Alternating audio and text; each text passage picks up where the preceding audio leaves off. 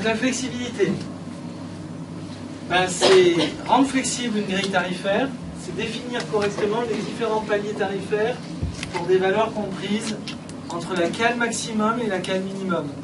C'est-à-dire la dégressivité, en quelque sorte la dégressivité des tarifs entre la cale maximum et la cale minimum, et donc les différents paliers intermédiaires de discount qui vont du haut vers le bas. Donc bien sûr, l'amplitude tarifaire. En flexibilité, c'est contraire à saisonnalité. On est bien d'accord. La grille saisonnière, elle est complètement antinomique de flexibilité, puisque justement, vous êtes complètement adaptable à votre situation de demande. Quand revenu management, on part du principe, plus on éclate la demande en tranches tarifaires et que chacune de ces tranches tarifaires est étanche, on va en parler, ça crée la complémentarité du revenu et donc les revenus qui s'additionnent et qui font qu'on arrive à obtenir de la demande qui est dehors le meilleur potentiel. L'étanchéité, eh ben, c'est votre capacité à créer des règles et des barrières qui vont permettre de dissuader le client de s'engouffrer dans une classe tarifaire inférieure ou supérieure. C'est-à-dire que si vous avez identifié que votre client, il est, en termes de délai de réservation, si vous mettez un délai de réservation à J-45 jours par rapport à votre demande, vous vous rendez compte que cette barrière-là, elle est efficace. Vous allez offrir un énorme discount à ce client-là, mais vous vous rendez compte que vis-à-vis de vos clients qui payent le prix plein pot, ces clients-là, ils ne réservent pas avant J-20. Donc, en fait, en mettant une barrière à 45 jours, eh bien, en fait, vous allez bien maintenir les clients à faible contribution dont vous avez peut-être besoin sur le jour en question, et vous allez dissuader vos clients qui réservent en dernière minute d'aller s'engouffrer à ce prix promotionnel parce qu'ils auront une barrière qui va les empêcher de le faire. Et donc, vous évitez ce qu'on appelle en revenu management le principe de dilution des revenus. Donc, libre à vous.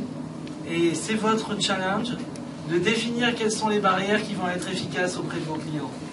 Et ce n'est pas des règles de cuisine qu'on applique comme ça, et ce n'est pas en allant regarder les 5 concurrents qui sont autour pour savoir ce qu'ils font en termes de promotion que vous allez obtenir la réponse. La réponse, elle est chez vous, dans votre analyse, l'analyse de votre PMS. La lisibilité, alors on en parle beaucoup. La lisibilité, c'est compliqué aujourd'hui. On a parlé de la parité tarifaire, c'est un des éléments de la lisibilité, mais non, elle n'est pas plus ancrée sur la parité tarifaire que ça. Ça fait partie d'un des éléments importants parce que si vous avez une distribution qui est importante auprès des gens qui coûtent cher, comme les Expedia Booking, eux, ils vous traquent en permanence et ils cherchent à vous mettre en défaut par rapport à ça. Mais ce n'est pas une règle de gestion à part entière. Ce qu'on met dans la lisibilité, c'est surtout votre capacité à apparaître dans les moteurs de réservation, votre capacité à séquencer vos tarifs et vos catégories de chambres de manière succincte, cohérente en termes de complémentarité des offres.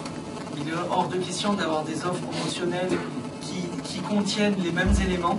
C'est-à-dire que vous ne pouvez pas créer un tarif qui s'appelle Super Internet à un prix de moins 10% du bar et à côté créer une promotion d'été à moins 10% du bar avec un tarif sec et identique.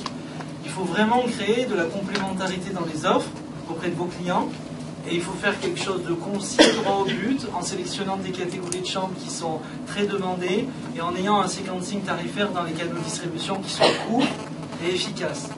Après, la politique de distribution sur votre site internet, c'est différent. Vous pouvez proposer une offre beaucoup plus large puisqu'il y a votre image qui est mise en jeu. Mais au sein de la distribution électronique, il faut penser à ce que vous ayez un pricing qui soit succinct et facile à comprendre pour le client. La dégressivité, donc ça, la dégressivité des différents niveaux de prix doit être étudiée pour encourager les reports de tarifs supérieurs. Ben ça, c'est carrément les écarts que vous avez positionnés entre chaque palier de prix. Ça, alors là, pour définir cet aspect-là, il y a quand même l'environnement concurrentiel qui joue beaucoup et votre valeur produit. Prévoir la demande